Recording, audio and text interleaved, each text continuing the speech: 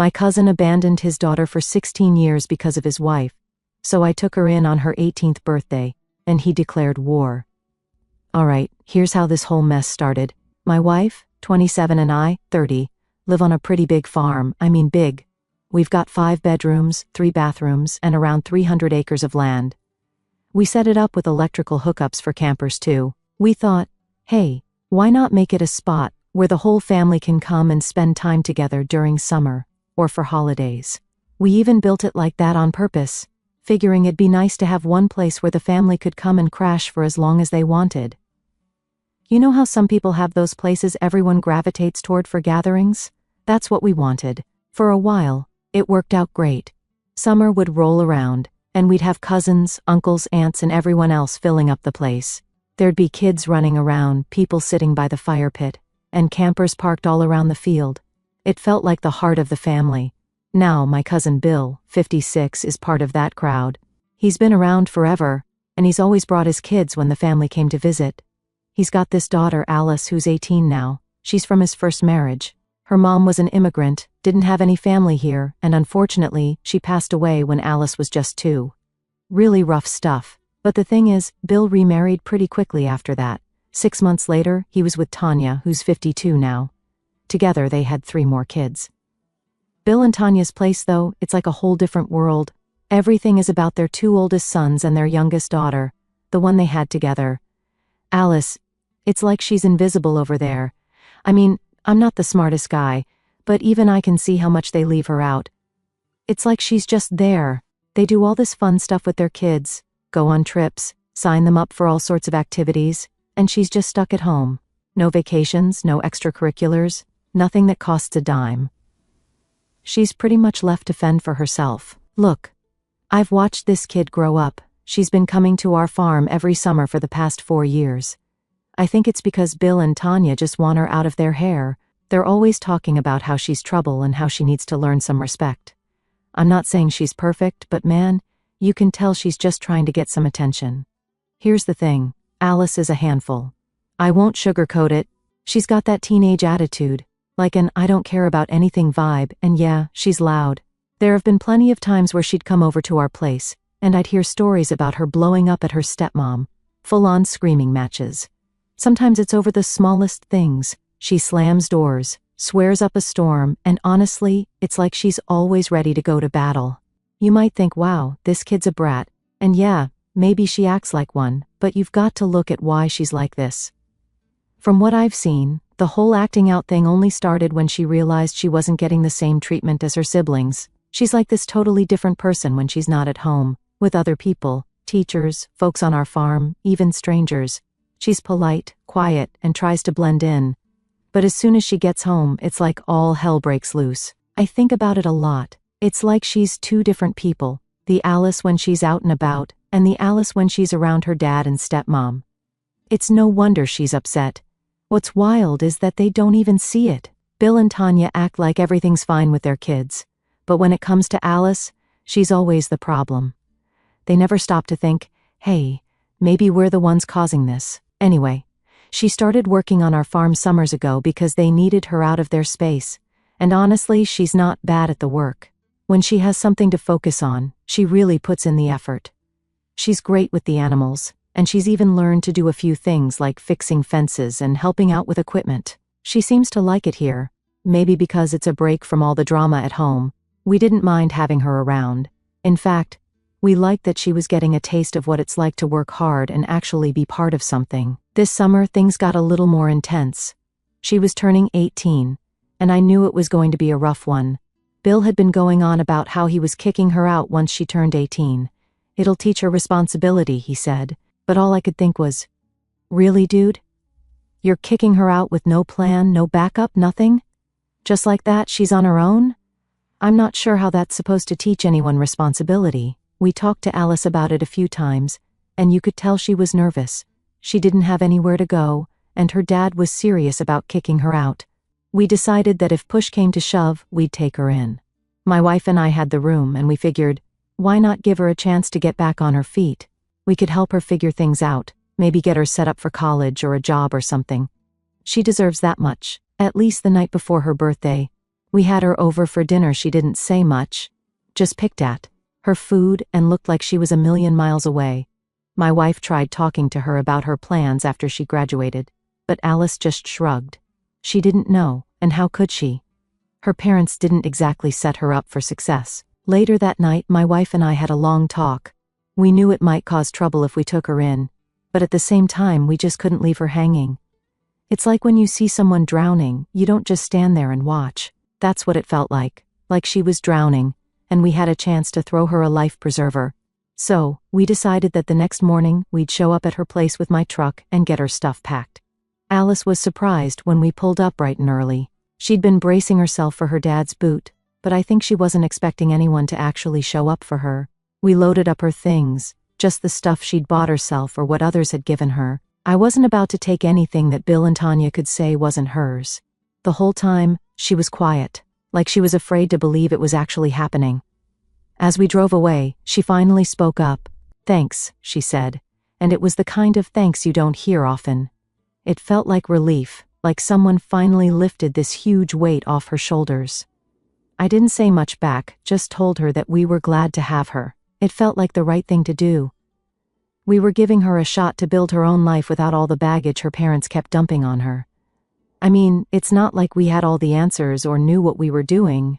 We just figured, if we could help someone out who needed it, why wouldn't we? From that moment, everything started to change. But of course, that's when things got complicated. After we got Alice settled in, things started to change pretty fast. At first it was all good. She was quiet, probably just trying to adjust to being in a new place. We set her up in one of the guest rooms. Plenty of space, her own bathroom, and some privacy. My wife and I wanted her to feel like it was her home, not just some temporary setup. We told her that she could stay as long as she needed, and there was no rush for her to figure everything out. Now, here's the thing. I don't have kids, so I'm not going to act like I know everything about raising one, especially not a teenager. But I knew enough to realize she was still carrying a lot of baggage from her dad and stepmom. It's not like you can just erase years of feeling left out and pushed aside just because you're in a new spot. So we took it slow. We didn't push her to talk about it or anything, but we made sure she knew she could if she wanted to. Alice mostly kept to herself the first few days. She'd come down for meals and help around the farm when we needed an extra hand, but other than that, she was pretty quiet. I figured she was still trying to wrap her head around everything. Can't blame her, really. One minute she's getting kicked out of her house, and the next, she's living with her cousin and his wife on a farm. That's a lot for anyone, let alone an 18-year-old who's been through what she has. My wife was great about it, though. She's always had a way of making people feel welcome. She'd leave snacks out for Alice, made sure her room was stocked with everything she might need, and even got her a small TV for her room. It was like her way of saying, "Hey, you belong here." Slowly but surely, Alice started to warm up. She began opening up a bit more, started helping out with the animals without us even asking, and she'd even join us at the dinner table with a smile now and then. I'd love to say that everything was smooth sailing from there, but of course, that's when Bill and Tanya started getting wind of what was happening.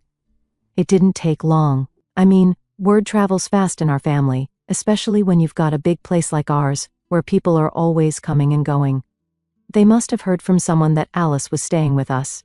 And well, they didn't take it too well. The first time I heard from Bill was a couple of days after we moved Alice in. He called me up and it was tense right from the start. No "hey, how are you?" or small talk, just straight to the point. "What's this I hear about Alice staying with you?" he asked. His voice had that tone, like he was already mad before I even said anything. I wasn't going to lie. "Yeah, she's here. You said she had to leave when she turned 18, and she didn't have anywhere else to go, so we figured we'd help her out." He let out this big sigh, like he was annoyed. "You know that's not helping her. We were trying to teach her some responsibility. I'm not the kind of guy who gets into arguments over the phone, but that got me going." I tried to keep it calm, though. "Bill, look, she's been through a lot. I'm not saying I know better than you, but kicking her out without a plan wasn't going to do her any good. She's a kid. She needs a place where she can get back on her feet." He wasn't having it. "She's not your responsibility. She's mine. You think you're doing her a favor, but you're undermining what we're trying to teach her." I could feel my patience wearing thin. "Well, Bill, if teaching her responsibility means leaving her out to dry, then yeah, I guess I am undermining that. But as long as she's here, she's safe and she's welcome." We went back and forth for a while, but it was like talking to a brick wall. He just kept repeating the same thing. How it was his job to parent her, how we were overstepping, and how we didn't understand what was best for Alice. Finally, I had enough and just told him, "Look, man, she's here, and she's staying as long as she wants. If you've got a problem with that, I don't know what to tell you." He hung up after that, and I could tell things were about to get messy.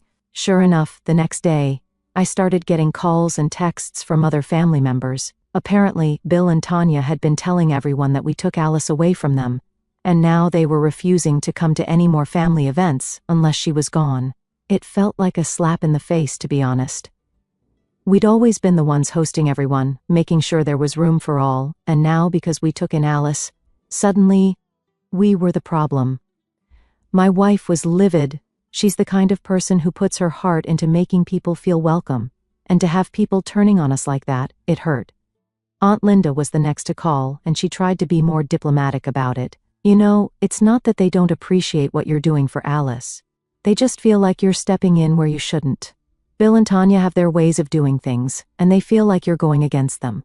I just told her straight, "Aunt Linda, I'm not trying to start a fight here, but Alice needed a place to go, and we had room.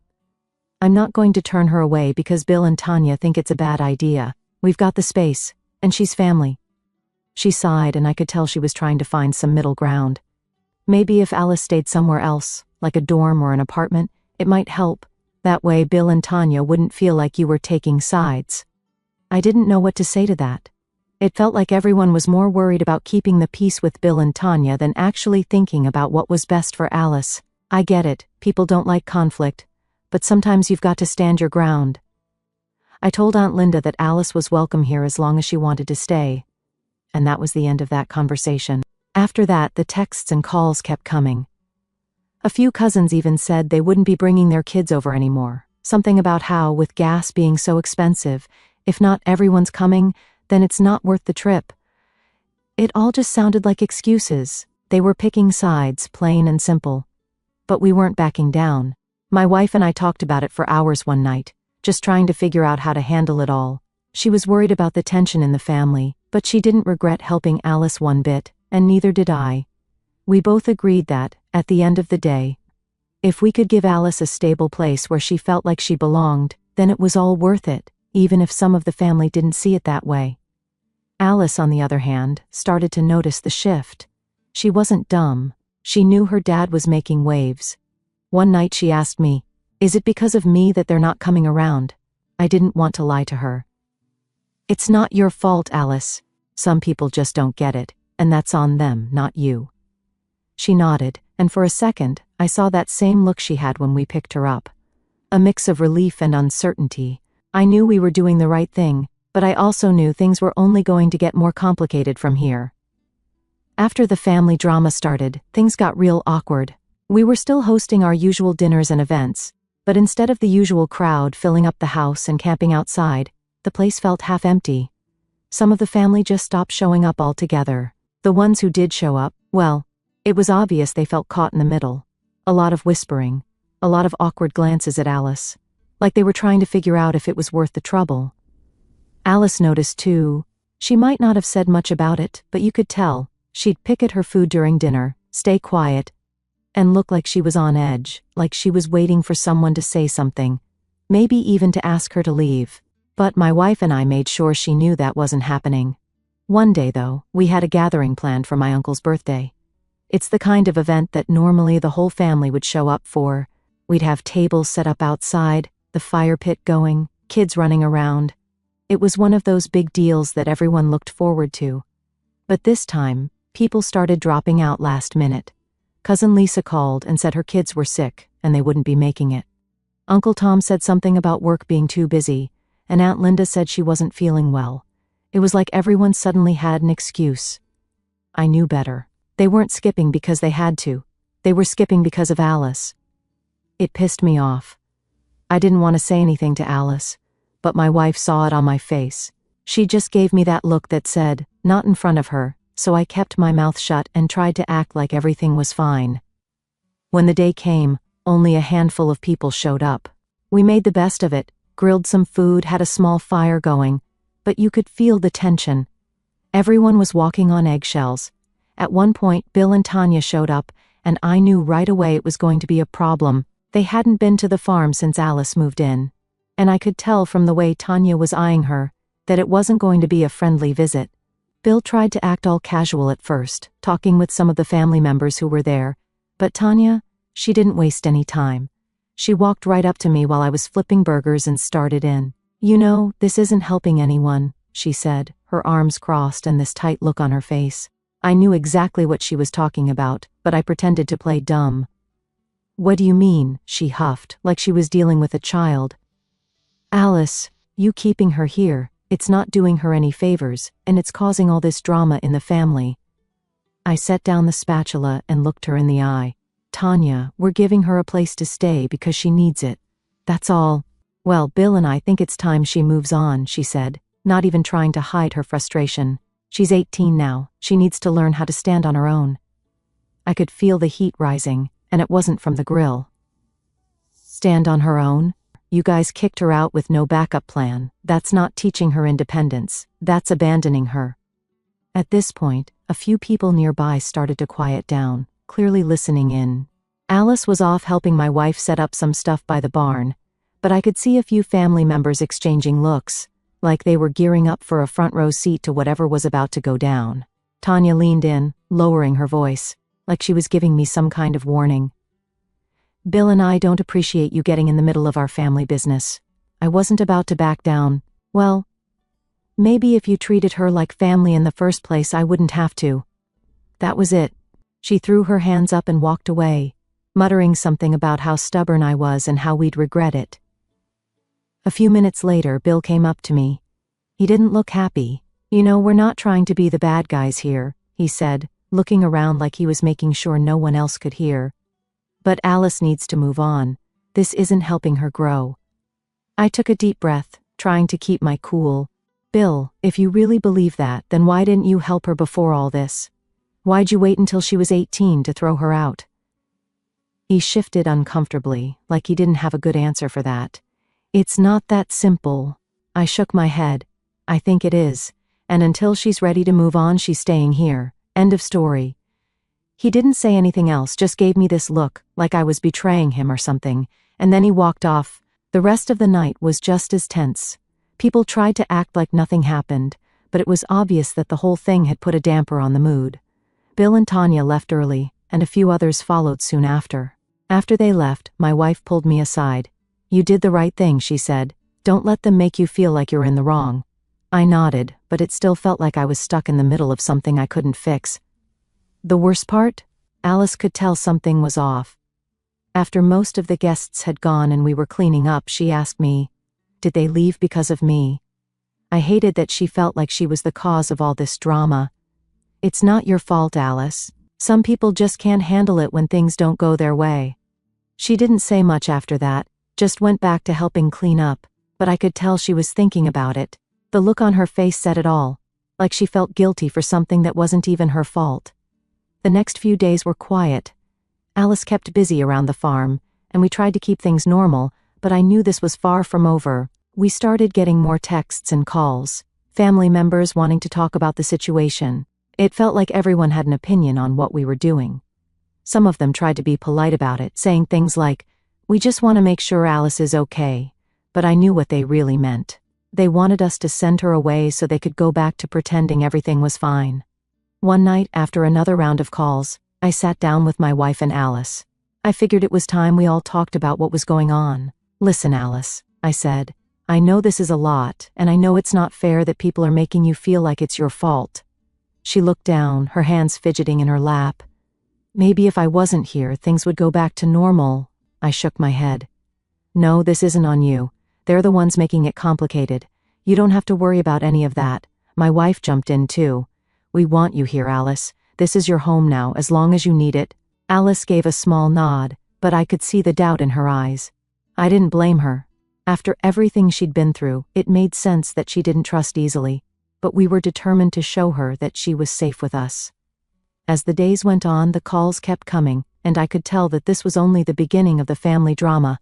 But no matter how many times the phone rang or how many family members tried to push us, I knew one thing for sure: we weren't going to back down.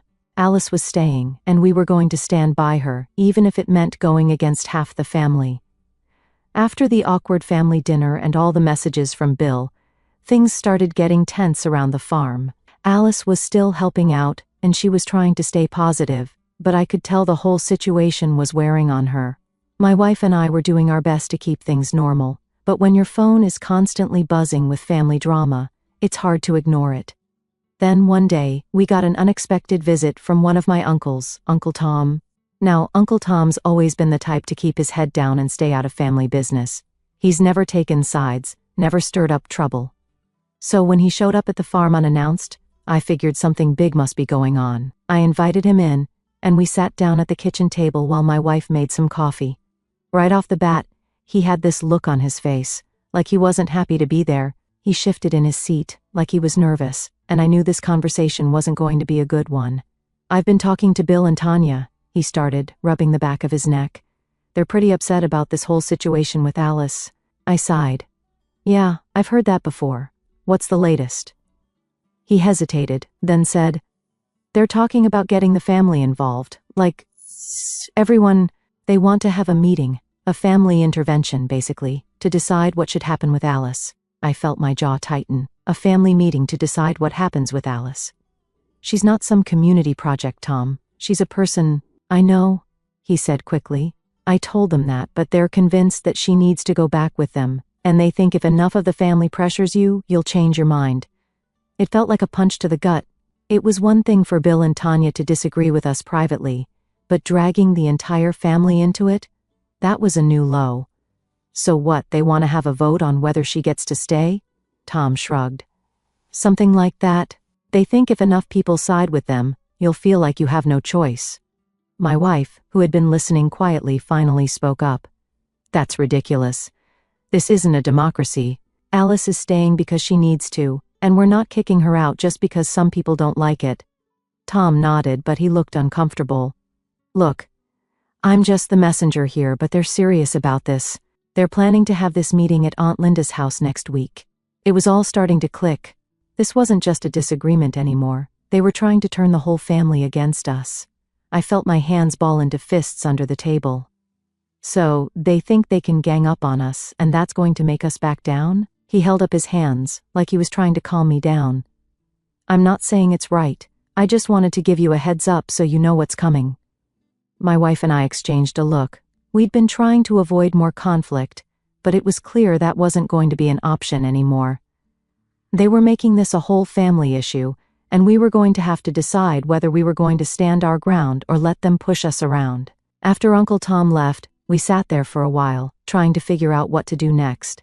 My wife suggested that we reach out to a few family members who'd been supportive, just to see if they'd back us up. It wasn't about taking sides. It was about making sure Alice knew she wasn't alone. So over the next few days, we started reaching out to people. We called Lisa, a cousin who'd been in our corner since the beginning. She was furious when she heard about the planned family meeting. "That's ridiculous," she said. "They're acting like Alice is some problem they need to fix. She's better off with you, and they know it." We also called a couple of uncles and aunts who had been on the fence before. Some of them were hesitant to take a stand, but a few agreed that what Bill and Tanya were doing was out of line. They promised to show up at Aunt Linda's house and speak up on Alice's behalf if things got ugly. Alice, meanwhile, was trying to act like everything was fine.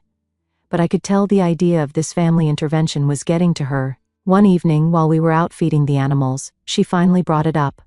"Is it true that they're having a meeting about me?" she asked, her voice quiet. I nodded. "Yeah, it's true, but we're not going to let them make you do anything you don't want to do." She looked down at her boots, kicking at the dirt. "I just don't get why they're so determined to make me leave. They didn't want me when I was living there." I put a hand on her shoulder. "It's not about you, Alice. It's about them wanting to control the situation. They don't like that we made a choice they don't agree with." She sighed. "I don't want to cause more problems." "You're not the problem," I said firmly. "They are, and we're going to stand by you no matter what." The next week, the day of the so-called intervention came around. We knew we had to show up, even if we didn't want to. If we stayed away, they'd probably take that as us backing down. So, We got in the truck and headed to Aunt Linda's. When we walked in, the tension was thick. Almost the entire family was there. Cousins, uncles, aunts, everyone. Bill and Tanya were sitting at the head of the table, looking like they were in charge of some big meeting. Alice stayed close to my wife, clearly uncomfortable. I could see the worried looks from a few of the relatives who'd promised to back us up. Bill stood up, acting all official. "Thanks everyone for coming. We're here to discuss what's best for Alice." I rolled my eyes. "What's best for Alice, or what's best for you?" Tanya jumped in. "This isn't about us. It's about making sure Alice has a stable future, and we think that means coming back home." My wife crossed her arms. "You mean back to the home she was kicked out of?" Bill ignored that and started talking about how the family needed to unite, and how this division was tearing everyone apart.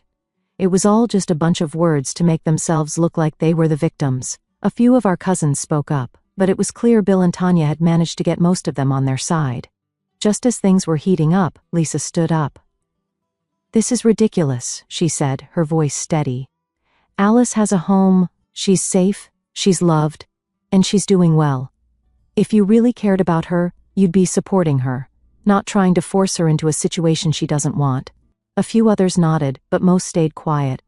I could tell it was going to be an uphill battle. Bill kept pushing, talking about how we were isolating Alice and making her dependent on us. It was all nonsense, but he was saying it with enough confidence that some people seemed to believe him. Finally, I'd had enough. I stood up and said, "This isn't a democracy. Alice is an adult, and she's made her choice. We're not here to debate that. If you don't like it, that's your problem." There was a long silence, and then, one by one, people started leaving the room. Some gave us nods of support, others just walked past without a word. Bill and Tanya stayed put, glaring at us. "We're not done with this," Bill said as we turned to leave. "Yeah, well, we are," I shot back. We left, and on the way home, Alice looked relieved for the first time in weeks. We knew it wasn't over, but at least she knew we had her back, no matter what the family decided. We were getting closer to the start of Alice's university classes, and things seemed like they were finally settling down a bit. She'd been working hard on the farm, getting things done, and it felt like she was finding her rhythm. My wife and I were trying to stay positive, figuring that once Alice started classes, maybe all this family drama would die down a bit.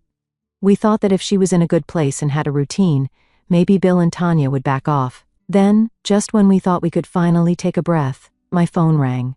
It was Bill. I knew I shouldn't have answered, but a part of me hoped maybe, just maybe, he was calling to find some middle ground. Maybe he'd realized how much this whole thing was stressing Alice out, and he was ready to work things out. I should have known better.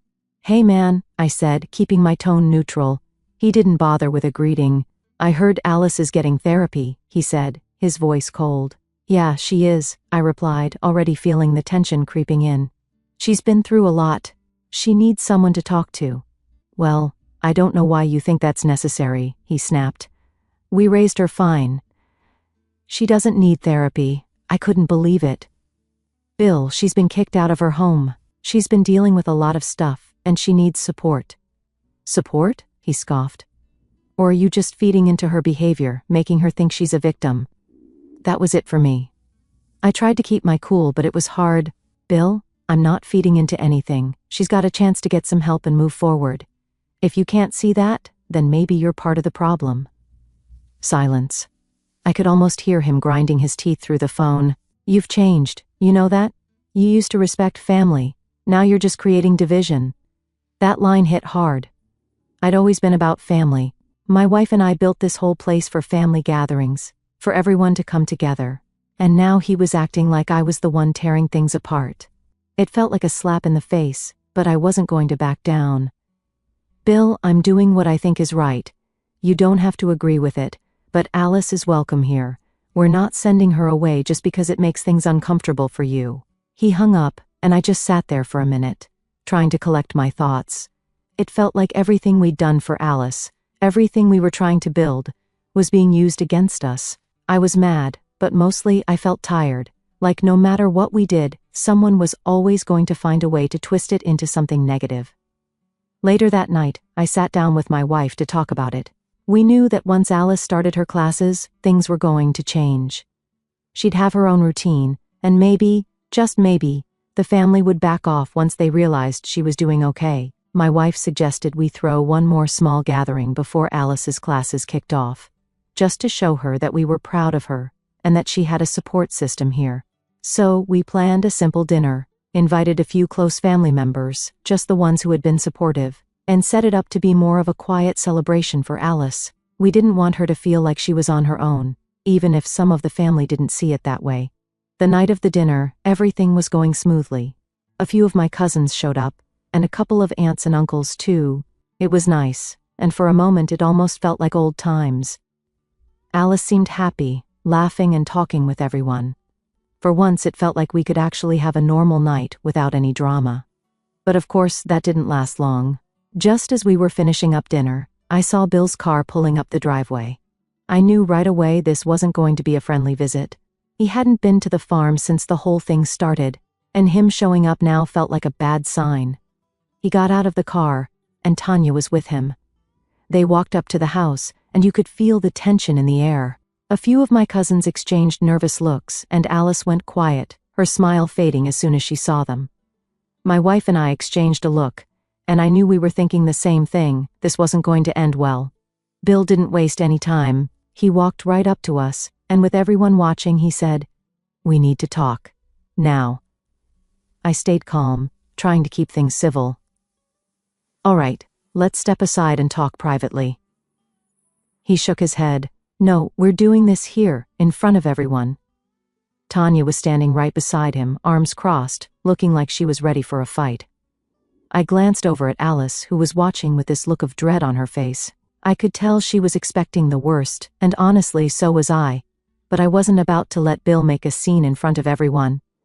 "Fine," I said, crossing my arms. "What's this about?" Bill took a deep breath, like he was gearing up for a speech. "We've given this a lot of thought, and we think it's time for Alice to come home." The whole room went silent. I could see a few people looking around, confused.